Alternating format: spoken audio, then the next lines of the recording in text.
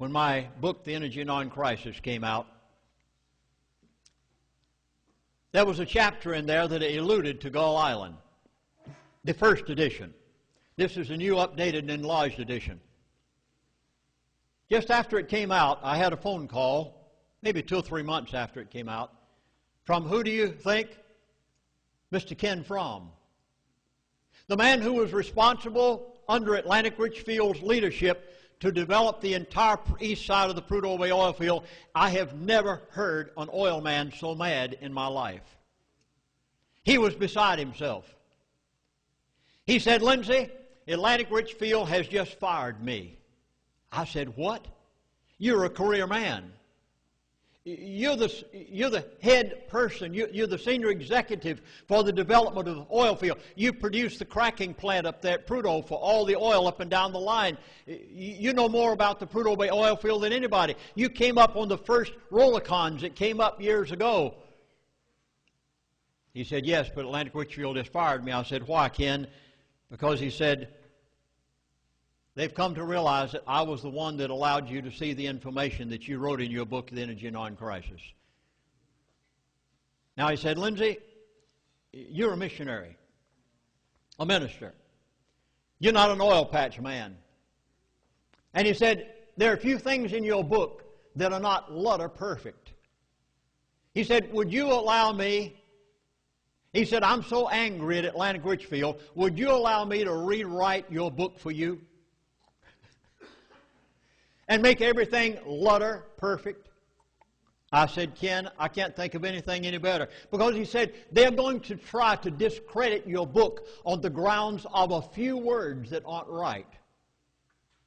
For the next 30 days' time, Ken Fromm and I sat across the table from each other and rewrote this book, The Energy Non-Crisis, and he added a chapter. The only place on the face of this earth that you will find recorded the largest pool of oil in North America, and probably the largest on the face of the earth, that our president and our vice president, who are oil men, know about and will not tell you the facts. The only place on the face of the earth you'll find it documented, written word for word. They've never been able to question it, nor in any way say that it's incorrect, because Ken Fromm himself wrote it. The consistency of the oil, the perforations of the pipe, the depth of the field, the pressure of the field, the sulfur content, where it can be refined. It's all right here. The only place you'll find it on the face of the earth. Well, this new updated and enlarged edition came out, thanks to Ken Fromm. About a month or two later, I had another call from him. He said, "Well, Chaplain, I'm glad I helped you rewrite your book." He said, "Atlantic Richfield has just hired me back. They've given me a large increase of pay. They've promised me a bigger retirement. They're sending me to Houston to train all the executives that come to Prudhoe Bay from this point on." He said, "I won't be able to give you any more information." He didn't have to. He'd given me enough.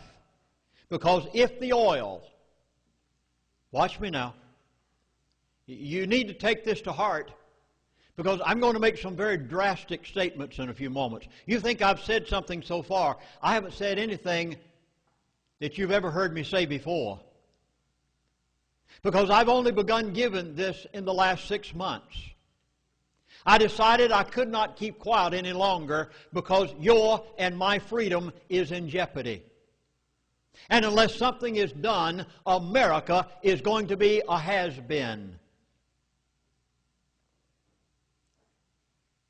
Gasoline at the gas pump, 1 year from now, here in California, could be less than $1.50 a gallon if the oil that our president and vice president know about on the North Slope of Alaska were allowed to come to the refineries in America.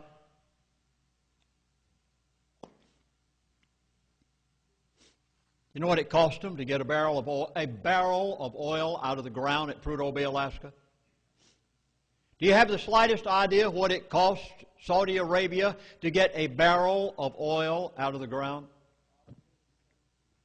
Well, I hope you have pencils and paper handy, because now I begin with some real nitty-gritty. And you may want to jot down some facts and some figures, because either things are changed with the administration in Washington, D.C. within the next few months, or America will be a has-been. Gasoline at the gas pump in California is going to be $4 to $5 a gallon in the very near future. How do I know? Well, what I'm to say from this point on, you will know that I know what I'm talking about. A little boy went to school one morning. It was down south. You know how they talk down there. I'm sure you must recognize that I have a southern accent. The little boy went to school, and the teacher was going around the classroom asking each of the children what they had for breakfast that day. And little Susie spoke up and, show and tell. Little Susie spoke up and said, "Well, ma'am, I had bacon and eggs this morning." Finally came down to the little Johnny, a little country boy from way back out on the farm. The teacher said, "Johnny, what did you have for breakfast this morning?" And little Johnny said, "Well, ma'am, I ate 6 biscuits for breakfast today." And the teacher said, "Oh, Johnny, that's not correct English." She said, "The word is not it, it's 8. He said, "Well, maybe it was 8 I ate." Now, I'm going to make you a promise. What I have to say from this point on is not going to be a play on words. I'm going to tell it, as Paul Harvey says, the rest of the story that you don't hear in the news, that only a person who sat in the board meetings with these people, sat across the table from them, rubbed shoulders with them for 3 years, could have ever known. Things that I have not been willing to tell for the past 15 years for fear of my own safety. I've decided I cannot keep quiet any longer. So I hope you have those pencils and papers handy. In the early 60s, crude oil was chosen as the method of controlling the world. It affects every human being. There's only one thing that affects every human on the face of this earth. The toothbrush that you're going to use to brush your teeth with tonight is made out of plastic. Where does it come from? Crude oil. The plastic bag in the garbage can that you put in that you have in your kitchen, it comes from crude oil. The asphalt highway that you drove on in order to get here to this meeting tonight, it came from crude oil. The drugstore, the drugs that you buy, many of them come from crude oil. The shoes that you wear, more than likely they aren't leather. They're probably plastic. It came from crude oil.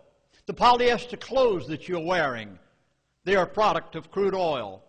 The price at the grocery store and the hardware store, it's going up because of the price of crude oil. My son and I went to the grocery store the other day. I keep very meticulous records. After all, I have to. Being in the business I'm in, if I was not a meticulous person, I wouldn't be able to write the books I wrote. And I keep records of what I pay at the grocery store for things. When I went to the grocery store the other day, every single item, without exception, had gone up from the previous week. My son and I had to go over to the hardware store and get an item. Daniel was kind of milling around the store. In a few moments, he came over to me, and he said, "Daddy, you know that step ladder you had your eye on the other day that you wanted to buy, but you just didn't quite have the funds to buy it?" And I said, "Yes." He said, "You should have bought it." I said, "Why?" He said, "It's going up $19.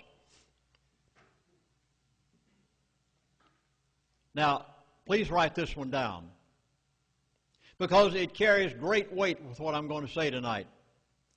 What we pay at the gas pump is a form of taxation.